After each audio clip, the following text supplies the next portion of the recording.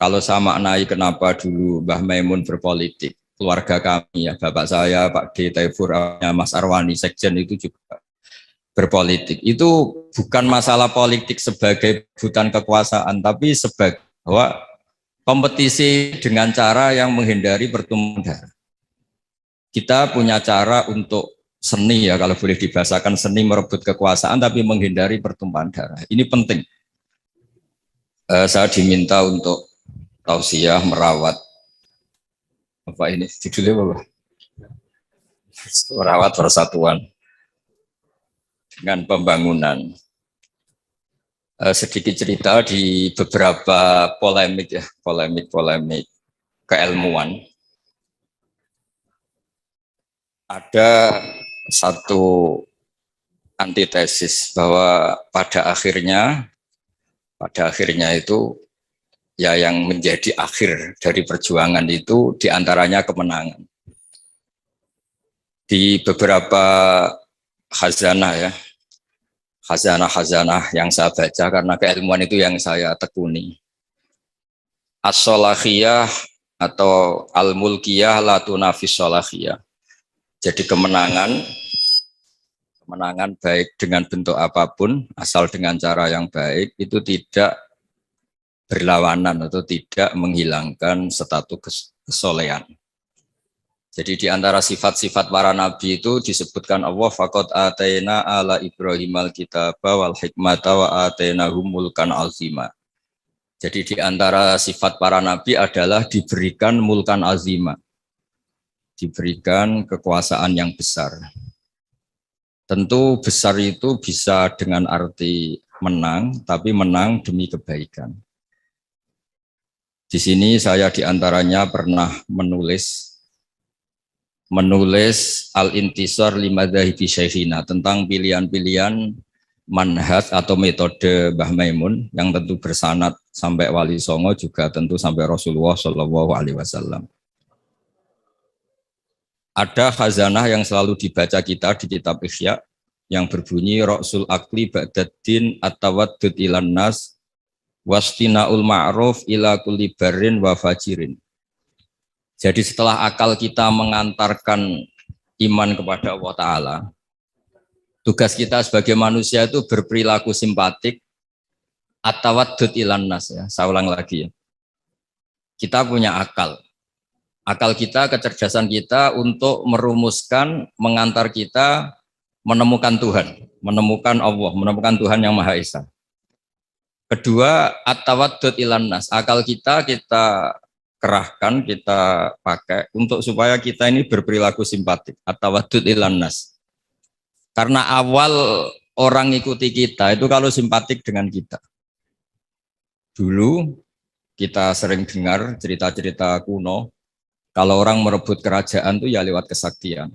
Bahkan cerita-cerita kuno itu kalau antar orang sakti ingin menguasai perempuan yang cantik itu juga adu kesaktian sampai ada yang meninggal.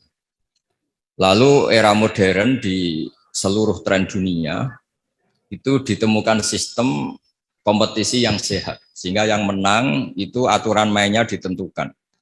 Entah dipilih secara mayoritas, entah dengan kualifikasi apa, tapi yang jelas itu dihindari safkud dima, yang namanya pertumpahan darah. Jadi itu yang paling lama yang kita ikuti.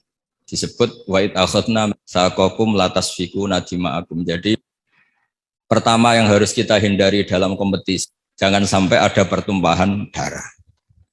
Sehingga di antara kebesaran Sayyid Hasan bin Ali, ketika dipuji Rasulullah Shallallahu Alaihi Wasallam, Inna bni hadalah sayyidun wa inna Allah Ta'ala sayuslihu bi baina fi'atin azimatin. Saya ini, Nabi kalau menyebut tidak cucu tapi anak-anak saya ini la sayyidun, orang yang luar biasa, dan dia akan mendampingkan dua kelompok besar. Sehingga damai ini yang kita cari, termasuk kalau saya maknai kenapa dulu Mbah Maimun berpolitik, keluarga kami ya, bapak saya, Pak D. Taifur, Mas Arwani, Sekjen itu juga berpolitik. Itu bukan masalah politik sebagai rebutan kekuasaan, tapi sebagai bahwa kompetisi dengan cara yang menghindari pertumpahan darah. kita punya cara untuk seni ya, kalau boleh dibahasakan seni merebut kekuasaan tapi menghindari pertumpahan darah. Ini penting. Jadi kata kuncinya itu hindari safkut dima, pertumpahan darah. Karena islah atau musolahah atau berdamai itu adalah sifat yang Rasulullah SAW memuji cucunya atau disebut anaknya yuslihu bena dan azimaten. Jadi bekerja untuk perdamaian itu diantara caranya dibikinlah cara kompetisi yang sehat, mendirikan partai, terus aturan yang menang begini dan yang kalah harus legowo, terus yang menang dijaga oleh konstitusi, itu aturan-aturan yang disahkan oleh kaidah-kaidah usul fikih kita. Terus wastinaul ma'ruf ila kulli barrin wa fajirin, dan berbuat kebaikan pada orang baik maupun orang tidak baik, fajir. Kita tahu dalam kaidah sosiologi al-insan abdul ihsan, manusia itu pasti budak kebaikan. Jadi kalau ada orang ya bisa baik bisa buruk, mentalnya belum jelas. Kalau sowan orang baik dimarahin terus, kalau dolan ke orang buruk dijamu, dikasih makan, dikasih kopi gratis, sementara ke orang baik hanya dimarahin. Kira-kira bandulnya kemana? Pasti ke orang yang jelek ini. Karena manusia itu budak dari kebaikan. Al-insan abdul ihsan. Maka dibutuhkan legowo. Orang-orang baik itu juga harus baik. Wastinaul ma'ruf ila kulli barrin wa fajirin. Berbuat kebaikan kepada orang baik maupun orang yang tidak baik. Ada sebuah riwayat yang diriwayatkan kitab Sahih. Itu luar biasa, orang yang baik. Kemudian dia berjanji malam ini mau sedekah. Lalu sedekah itu dikasihkan kebetulan kepada zaniyah, kepada orang yang kurang baik. Geger. Karena orang baik kok bersedekah sama orang yang kurang baik. Tusuddiqa ala zaniyatin. Ada yang baca tasoddaqa ala zaniyatin. Setelah gunjingan belum selesai, malah dia sedekah lagi ke sarik. Sarik itu ya kira-kira maling atau copet. Geger lagi, orang baik kok bersedekah sama copet. Ketika gunjingan itu belum selesai, malah dia bersedekah lagi sama al-ghani, orang yang kaya. Geger lagi kan, sudah kaya kok disedekah. Lalu di riwayat hadis sahih itu dijelaskan Allah ngapresiasi perilaku orang soleh ini. Lalu logikanya sampai perempuan tadi nakal karena nyari uang, maka dia tak uang supaya tidak nakal lagi. Sampai copet itu nyopet karena nyari uang, maka dia tak kasih uang supaya tidak butuh nyopet lagi. Sampai orang kaya tidak mau sedekah karena dia belum pernah merasakan nikmatnya dapat uang yang nggak usah kerja. Terus dia seneng. Terus dia akhirnya membayangkan orang lain juga seneng kalau tak kasih uang tanpa lewat apa? Kerja. Artinya begini, jangan kira dulu semua orang soleh itu terus menciptakan komunitas soleh. Enggak. Orang soleh dulu itu punya hati besar untuk berkompetisi mengelola supaya juga simpatik di depan orang-orang yang tidak soleh. Sehingga di antara kelebihan Rasulullah SAW itu musuhnya saja percaya. Sehingga beliau disebut Al-Amin. Musuh-musuhnya itu kalau titip uang itu sama Nabi, karena Nabi itu Al-Amin, nggak mungkin khianat. Jadi semua cerita Nabi itu mesti dimulai dari ukuran itu musuhnya saja percaya. Karena Nabi terkenal tidak mungkin ingkar nopo janji. Ini penting saya utarakan dalam konteks Indonesia. Jadi dulu tradisinya orang-orang soleh itu yang ngelola orang yang macam-macam, supaya yang tidak soleh itu ikut soleh. Tapi yang jelas tidak memposisikan bermusuhan atau berhadap-hadapan. Ini penting menjadi kearifan bersama. Sehingga di kitab saya ini di beberapa riwayat disebut wastinaul ma'ruf ila kulli barrin wa fajirin. Jadi di antara ciri utama orang-orang baik adalah berbuat kebaikan dengan siapapun atau kepada siapapun. Lalu berikutnya ada cerita tentang, ini saya baca Arabnya mungkin supaya nanti dikoreksi oleh yang menekuni ini. Dalam kitab Khilyatul Auliya, Sufyan bin Uyainah ini termasuk gurunya Imam Syafi'i. Kana Isa wa Yahya alaihi wassalam ya'tiyanil qaryah fa yas'alu Isa an syirari ahliha wa yas'alu Yahya an khiyari ahliha. Faqala lahu Yahya lima tanzilu ala syirarin nas qal innama ana tabibun udawil mardo. Ini dalam kitab Khilyatul Auliya juz 1 halaman 323. Naskah ini saya tulis ketika Mbah Mun masih sugeng dan sering saya konfirmasikan, saya mintakan fatwa istifta ke beliau, minta istirsyad. Nabi Isa itu seperiode dengan Nabi Yahya. Nabi Isa itu bawaannya sering kumpul orang macam-macam. Jadi orang macam-macam itu tidak musuhnya orang soleh yang jelas. Orang macam-macam itu tidak musuhnya orang soleh. Nabi Yahya itu kalau ke kampung-kampung suka kumpul yang soleh-soleh. Karena kumpul orang soleh itu enak, nyaman. Kalau Nabi Isa enggak. Beliau itu kumpul sama orang yang macam-macam. Terus ditanya, lima tanzilu ala syirorin nas. Kenapa kamu hidup atau membina komunitas yang syirorin nas, orang-orang tidak baik? Terus kata beliau, innama ana tabibun udawil mardo. Saya ini ibarat dokter, di mana dokter itu yang ngobati yang sakit.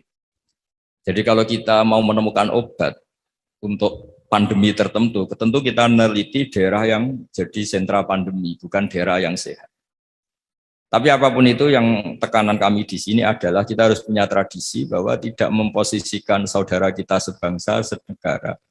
Karena kondisi berbeda, terus itu posisi kita musuh, itu yang harus kita hindari. Karena kita ini saudara, seiman, kalau tidak seiman ya sebangsa, senegara, kalau tidak ya sekemanusiaan. Sehingga ini penting sebagai dalil ketika Nabi Isa ditanya, kenapa lima tanzilu ala syirorin nas qol inama ana tabibun udawil mardo. Saya ini ibarat dokter, di mana-mana dokter itu yang ngobati orang sakit. Terus ada sahabat yang pilihannya itu tegas. Walhasil saking tegasnya itu ditanya sama sahabat lain namanya Abdurrahman bin Auf, yang keras namanya Sayyidina Umar. Ketika ditanya, Sayyidina Umar jawabnya itu unik. Ya Abdurrahman, wawah laqad lintul linnas hatta khasyitu wa fillah. Summa staddattu alaihim hatta khasyitu wa fi syiddah. Fa'inal makhraj. Faqama Abdurrahman yabki yajurru rida'ah yaqulu biyadihi uffillahum ba'dak. Jadi saya beri analogi ya. Kalau kita punya keluarga yang nakal sekali. Misalnya perempuan yang sering pacaran seenaknya, nakal sekali. Kita sebagai keluarga, sebagai orang tua atau paman atau pak, pokoknya keluarga. Kalau Anda terlalu keras, maka ponakan Anda tidak pernah main ke Anda. Anda tidak punya kesempatan bina dia, karena Anda terlalu keras. Dolan ke Anda aja nggak berani. Tapi kalau Anda terlalu lunak, maka dianggap melegitimasi dia pacaran. Dia main ke rumah kamu dengan cowoknya, tidak kamu tegur, macak yang nggak benar, tidak kamu tegur, pakaiannya seronok, tidak kamu tegur. Maka dia mengira, wah Pak D saya yang kiai membiarkan saya, itu dianggap legitimasi. Jadi kalau terlalu lunak dianggap melegitimasi kebatilan, terlalu keras, orang seperti ini tidak akan bersentuhan dengan Anda, sehingga Anda tidak bisa bina. Sehingga kata Sayyidina Umar, berpikir kayak saya ini susah kan. Saya terlalu keras, juga takut Allah. Sikap ini ditegur Allah, karena tadi kalau terlalu keras tidak punya kesempatan bina. Kalau terlalu lunak saya juga takut ditegur Allah, karena itu dianggap melegalkan kemaksiatan atau kemungkaran.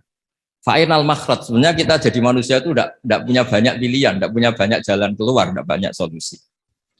Lalu intinya hidup ini kita harus jaga apa ya, jaga perdamaian, jaga apalah. Makanya di sini merawat dengan cara pembangunan, karena Mbah Mun dulu sering guyon. Kadal fakru ayakuna kufran itu kalau beliau nafsirkan fakir itu radoso, fakir itu takdir kan. Sing mari dosa gampang muring-muring kan. Jadi kata itu sebenarnya fakir itu enggak masalah, cuma bawaan orang fakir itu gampang emosi. Misalnya gini, Anda punya pembantu mecahkan piring satu, saat itu Anda punya uang 100 juta, kayaknya enggak gampang marah. Jadi kalau piring itu pecah, padahal enggak sengaja, pas itu uang Anda tinggal 10.000, mau beli rokok tidak kuat, mau belanja tidak kuat. Itu kayaknya piring tidak usah pecah saja, bawaannya sudah kudu marah. Makanya terus banyak rapat-rapat gampang marah ya karena nggak dikasih uang itu. Itu yang masalah itu. Jadi, tapi yang ikhlas ya, alhamdulillah. Yang realistis bahwa uang penting ya banyak. Jadi itu antara orang ikhlas dan orang realistis. Tapi apapun itu dari cerita-cerita di kitab ini atau khazanah-khazanah ini, semua perilaku orang-orang dulu, Nabi Isa, para wali songo, para guru-guru kita, ya utamanya Kiai Haji Maimun Zubair yang didikannya tentu membentuk saya, Kiai Haji Mustafa Akil membentuk semua teman-teman yang alumni itu tidak ada tradisi menganggap orang yang beda dengan kita ini musuh. Ini penting karena memang bapak saya dulu kalau ngandani saya itu kiai itu bengkel, nak rawani dandani sepeda rusak ora usah jadi kiai gitu. Jadi kiai itu bengkel, kalau nggak terima motor rusak ya nggak usah jadi bengkel, jadi dealer saja, jual yang baik tok gitu. Jadi ini penting saya utarakan sehingga sebetulnya memang beragama ya, menjaga kemajmukan, menjaga Indonesia itu harus berhati besar. Yang terakhir ayat yang sering diulang-ulang Mbah Maun itu laisa laka minal amri syai'un aw yatuba alaihim aw yu'adzibahu. Allah yang Tuhan saja menyikapi orang dolim itu pilihannya dua, bisa Allah menyiksa itu wilayahnya Allah karena dia yang Tuhan. Kedua memberi tobat. Jangan-jangan kita menvonis dia buruk kemudian ternyata Allah memberi tobat. Dulu orang-orang yang musuhi Rasulullah yang kita kira su'ul khotimah ternyata banyak yang akhirnya ashabu Rasulillah menjadi sahabat-sahabat Nabi yang luar biasa. Dulu perang Uhud Nabi kalah itu karena panglima mereka itu Khalid bin Walid, tapi akhirnya Khalid bin Walid itu masuk apa? Islam dan menjadi panglima yang luar biasa. Sayyidina Umar dulu musuhi sekali sama Nabi. Dan dia ketemu Nabi itu mau niat bunuh, tapi itu awal dari dia masuk Islam. Dia mau bunuh Nabi terus ketemu temannya. Kamu kemana? Saya nyari Muhammad. Karena dia merusak agama kita, kata Umar. Tidak usah nyari Muhammad, adik kamu sekarang sudah ikut aliran. Ya, zaman itu disebut ikut agama Muhammad. Setelah ke adiknya, ternyata adiknya baca Quran sama suaminya. Kemudian itu menjadi awal Islamnya Sayyidina Umar. Kita tidak pernah tahu. Awal Islamnya Umar itu setelah ingin mencari Nabi, ingin membunuh Nabi.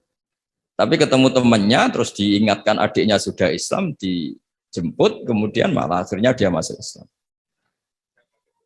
Khalid bin Walid itu dalam banyak khazanah disebut, dia masuk Islam itu karena melihat orang Islam kalah. Dia dengar-dengar, ya memang dengar, kalau Rasulullah itu pesan, jangan pernah kamu keluar dari gunung. Setelah turun dari gunung, akhirnya orang Islam kalah. Itu Khalid bin Walid, terus dia awalu, kata beliau, pertama yang menjadikan saya Islam itu gara-gara peristiwa itu. Ini orang luar biasa. Sahabatnya saja kalau melanggar aturannya ditegur Allah, diberi sanksi. Apalagi orang lain. Terus dia kepikiran akhirnya masuk Islam. Jadi Mbah Mun berkali-kali bilang, Allah yang Tuhan saja, yang otoritas segala di tangannya itu, kemungkinan memperlakukan orang zalim itu bisa memberi tobat atau menyiksa. Kenapa kita semangat kita hanya membayangkan orang zalim itu disiksa, padahal bisa saja Allah memberi tobat. Begitulah yang dilakukan Rasulullah SAW ketika melihat orang yang sangat buruk lah perilakunya sama Rasulullah. Nabi malah berdoa, wa mahdi qaumi fa innahum la ya'lamun. Doakan kaum saya ya Allah karena mereka seperti itu karena tidak tahu. Jadi saya mohon ya merawat untuk kemajuan, merawat kemajmukan untuk kemajuan itu ya kira-kira gitulah. Orang kalau hak kemanusiaannya tersampaikan, hak-haknya sebagai warga kesampaian, hak-hak sebagai warga negara juga kesampaian. Insya Allah disuruh atau diminta melaksanakan kewajiban juga mau. Kita tidak perlulah tahu urutannya, diberi haknya dulu baru diwajib-wajibkan apa diwajib-wajibkan dulu baru diberi haknya. Itu nanti kalau debat terus selesai. Yang jelas saya mohon semuanya biasa mendengar. Saya sering ditanya, Gus kok jarang datang di rapat-rapat penting. Saya mesti bilang analogi gini, kalau ada menteri rapat ketahanan pangan, ya bagus. Tapi yang Pak petani-petani tidak usah rapat nanam padi, itu sudah di atas rapat tuh. Karena barokahnya nanam padi otomatis ada ketahanan apa? Pangan. Daripada rapat terus tapi nggak pernah nanam padi. Ada rapat mempertahankan mazhab ahli sunnah wal jamaah rapat terus. Saya tidak pernah rapat tapi baca kitab terus tentang ahli sunnah wal jamaah. Nah, makanya ini ada bahwi rapat terus kemajuan P3. Tapi tidak pernah turun ke bawah. Orang mau P3 sing didelok ya kiai-kiai itu. Kiai ini P3 melu P3 bukan karena hasil rapat. Ini kebuatan gajul lagi biasa mawon. Maksudnya cara kula niku ya sing rapat nggih monggo, tapi sing langsung aksi nggih monggo. Karena ya tadi dalam dakwah itu pilihannya banyak. Saya kira demikian, ini khazanah yang saya terima ya, saya serap dari ajaran-ajaran Kiai Haji Maimun Zubair. Memang beliau itu sering cerita gimana menghadapi orang-orang yang beda pendapat, beda kultur, supaya kemasmukan ini terjaga secara baik. Karena kalau sudah terjaga secara baik, itu kita bisa hidup damai, karena di antara ciri kita adalah memang dari dulu-dulunya, saya ulang lagi, dari dulu-dulunya kebaikan itu harus kita jaga. Masyhur itu di hadis-hadis tentang hakul jiron, ada tetangga yang punya 3 hak kata Rasulullah, yaitu dia tetanggamu, dia seagama dengan kamu, dia keluarga kamu, berarti punya berapa? 3 hak. Ada yang punya 2 hak saja. Dia seagama dengan kamu, dia tetanggamu, tapi dia tidak sedarah sekeluarga dengan kamu. Ada 1, tapi tetap punya hak, yaitu dia tetangga kamu, senegara dengan kamu, tapi ya tidak keluarga kamu, ya beda dengan agama dengan kamu, tapi tetap punya 1 hak. Dan semuanya ajaran kita adalah waqulu linnasi husna. Jadi saya kira demikian, mohon maaf. Assalamualaikum warahmatullahi wabarakatuh.